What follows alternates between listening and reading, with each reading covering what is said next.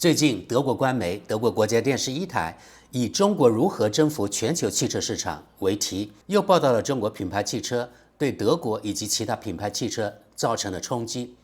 我们来看看该报道：中国如何征服全球汽车市场？短短几年间，中国已经成为全球最大的汽车出口国。中国不仅仅以咄咄逼人的定价模式向欧洲的老牌制造商施加压力，目前中国是世界上生产和出口汽车最多的国家，并已成为电动汽车技术的领导者。如果你想成为一家成功的汽车公司，那么就把目光投向中国吧，因为中国是创新和新趋势的发源地。普华永道的一项研究表明，大部分由德国制造的欧洲汽车对中国的传统出口顺差可能在今年结束，届时进入欧洲市场的中国汽车将首次多于出口到中国。年产电动汽车和混合动力汽车已超过1000万辆。中国汽车和电池企业在欧洲的影响力也在不断扩大。与此同时，德国汽车市场正面临危机，在中国市场的份额不断萎缩。党和国家领导人习近平在新年贺词中宣布，中国首次在1年内制造了超过1000万辆电动汽车，包括混合动力汽车。短短几年间，中国已成为举世瞩目的汽车大国。大众和奔驰的市场份额正在萎缩。位于北京的泰和智库的分析师艾纳唐根说，如果回到10年前，我还记得与德国和美国汽车公司代表的谈话，他们都笑了。他们说，中国人在追捧这些电动汽车，我的天哪，这太愚蠢了，他们在浪费钱，他们懂什么造车啊？10年后的今天，正是这些人在想，他们应该如何应对中国的能力。来自中国的电动汽车竞争给苦苦挣扎的德国汽车业带来了特别的问题。近几十年来，以大众汽车为首的德国汽车制造商在中国市场占据了重要地位，但现在他们的市场份额正在萎缩。中国的消费者越来越多地购买电动车型，而不是燃油车，他们更青睐自己的品牌，宝马、奔驰和大众汽车集团，包括奥迪和保时捷品牌以及大众汽车，目前正努力在与中国制造商的竞争中迎头赶上，在中国进行研发，同时与中国技术公司合作，这就是德国的战略。必须实现联网。近年来，中国企业在汽车展上展示了他们的实力，与智能手机数字连接的创新汽车。2018年成立的中国品牌哪吒的一名员工说，在手机上可以使用的一切功能，在汽车上也应该可以使用。智能手机上的应用程序与汽车的触摸屏相连。汽车不仅应该是电动的，还应该是智能化、具娱乐性，而且还应该经济实惠。与哪吒一样，许多其他汽车初创企业也是近几年才成立的。中国国家和党的领导为汽车行业提供了大量补贴，因此竞争十分激烈。为了吸引客户，中国市场上的制造商互相压价，并非所有公司都能在价格战中生存，这也给价格较高的德国汽车制造商带来了麻烦。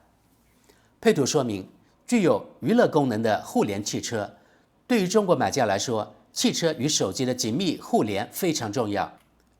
将欧洲作为新目标，中国公司也日益成为第三市场的竞争对手。去年，欧盟同意对来自中国的电动汽车征收额外关税。根据欧盟委员会的调查，中国的高额补贴导致中国电动汽车产能过剩，然后以扭曲竞争的价格在欧洲市场销售，损害了欧洲制造商的利益。朋友们，在这里呢，我想补充一点，我不能同意文中的观点，以扭曲竞争的价格在欧洲市场销售。其实，至少在德国，中国电动汽车目前它的价格其实还是很高的，可能只比德国品牌便宜一点点，但是呢，便宜不是很多。一般的德国消费者都在抱怨德国市场上的电动汽车太贵了，即使是比如说比亚迪的，在国内可能只有10万块钱人民币的价格的车，但是在德国可能要30多万甚至40万。那你们说，在德国是低价吗？绝对不可能啊！因为很多德国人抱怨他们买不起，所以这点其实是欧盟自己给自己找个借口来给中国增加关税，以便呢保护自己的产业，如此而已。好，我们继续往下。中国公司也越来越多的在欧洲生产，奇瑞已经在西班牙生产了几个月，领跑汽车在波兰生产，而中国市场的领导者比亚迪正在匈牙利建设其第一家工厂。全球最大的电动汽车电池制造商中国宁德时代也计划在欧洲建立第3家工厂，除了在德国和匈牙利的现有工厂外，还将在西班牙建厂。好，报道就是那么多，但是呢，该报道中有几篇延伸阅读的报道，我们也简略的看看。比如说这条，2025年德国汽车制造商面临困难的一年。中国和日本引领着当前汽车市场的潮流，而德国企业则普遍落后了，但同时也出现了积极的势头，尤其是对客户而言，比如汽车可能变得更加便宜。文中还提到，过去一年德国汽车的股价下跌了12%至25%。这篇延伸阅读的报道有点老了，是去年6月份的。从中国进口的电动汽车已占40%，估计这个比例现在更高了，因为现在已经到2025年元月。文中还给出了前2年的数据，比如2023年中国进口的电动汽车占比29%，2022年占比12%。也就是说，从2022年的12%到去年2024年6月份的40%，这个增长特别的快。这篇延伸阅读相对较新，是3个月前的。德国最大的汽车俱乐部 ADAC 做了一次调查。ADAC 调查，德国人对中国汽车的疑虑正在下降。近2%的德国人现在可以想象从中国供应商那里购买汽车。ADAC 的一项调查显示，电动汽车的这一数字甚至更高。我们看到其中18到39岁年龄段中的德国人，这一比例高达74%。超过70岁的老人当中，愿意购买中国品牌汽车的比例也高达31%。对德国这样的传统汽车大国，这个比例确实高到吓人。如果是电动汽车，80%的受访者表示愿意购买中国品牌电动车，主要原因是价格实惠、创新及设计。我看到这80%这个比例之后，我也惊呆了，想不到有那么高比例的德国人愿意购买中国品牌电动车。与德国人对中国制造相对负面的刻板印象相对，德国汽车俱乐部 ADAC 说，恰恰相反，中国大多数款式汽车的电池技术似乎都很成熟，续航也还可以接受，制造质量也很好。我们来看看网友评论吧。第一条评论可以说是绿党那些傻逼逼迫习近平去那样做。下一条评论，中国是如何征服全球汽车市场的？如果没有西方的左派，这几乎是不可能的，因为他们毫无必要地放弃了自己的汽车生产。继续往下，中国正在用电动汽车而不是用燃油车充斥全球，没有人再想要又脏又贵的燃油车了。再往下，德国汽车工业的对手不仅有中国，还有德国政府及其相关党派和工会，还有部分媒体以及欧盟庞大的官僚机构，他们必须先克服这些困难。下一条评论，或者标题像这样：德国汽车制造商如何昏睡过去，拱手让中国征服全球汽车市场。继续往下，首先是德国工业让中国迈出了这一步。在德国，电动汽车的成本相当于2辆燃油车。如果中国电动汽车出现，您就能以低得离谱的价格买到原本采用德国技术的汽车。在挪威，电动汽车的普及率约为90%。我们再往下，世界上最大的汽车公司丰田怎么样了？所有这一切都与日本人擦肩而过，不留痕迹吗？下一条评论，德国一度电4毛，匈牙利一度电1毛，你们在哪里建厂？继续往下，好吧，德国制造商忽视电动汽车市场已经够久了，他们现在会遇到问题是可以预见的。我们再往下，或者标题为德国是如何通过意识形态上的愚民政策毁掉在汽车行业的领先地位的。继续往下，中国在征服一切，而我们却显得愚蠢。就连德国的风力发电厂也部分掌握在中国投资者手中，这些是关键基础设施啊。继续往下，他们制造优质的车辆，而政府也不会对车企采取阻挠行为。其实很简单，不久前在德国也是这样的。再往下，中国的大多数电动汽车只是为了拿补贴而生产的，然后租几块地，放上1万辆新车，接着车企就倒闭了。下条评论：中国工人每天工作12个小时，每月只能拿到400欧元。继续往下，感谢绿党，感谢哈贝克先生，感谢一些汽车行业的高管和德国社会民主党，他们免费向中国出口了德国技术。再往下，是的，德国的所有问题都是由俄罗斯人、中国人和极右翼分子造成的。下条评论：得益于去工业化，德国的碳排放降低了。再往下，我们经常在德国主流媒体上看到这样的报道，但在现实生活中，中国这些车辆在哪里有人开呢？我不知道有任何经销商或车辆直接由中国制造商生产，只知道有常见的名爵和其他欧洲知名制造商。那么在哪里？再往下，只有当非洲、巴西的穷人都开中国车时，我们才能看到成功。下条评论：德国汽车制造商很乐意提供内燃机汽车技术给中国，中国人也获得了大量有关电动汽车的知识。从中国的角度来看，他们所做的一切都是正确的，他们拥有原材料，我们没有。好，朋友们，从以上评论来看，这些人还是老一套认知，是德国及西方把中国变得强大了，是德国免费提供技术给中国了，等等等等。这样的认知，也就是说自大及无知，其实才是德国越来越落后的根本原因。在脸书上，德国官媒西南电视台发表了一篇文章，也是前面提到的德国最大的汽车俱乐部 ADAC 弄了一个调查。根据 ADAC 的一项有代表性调查，近2/3的德国人能够想象购买中国汽车，你们怎么看？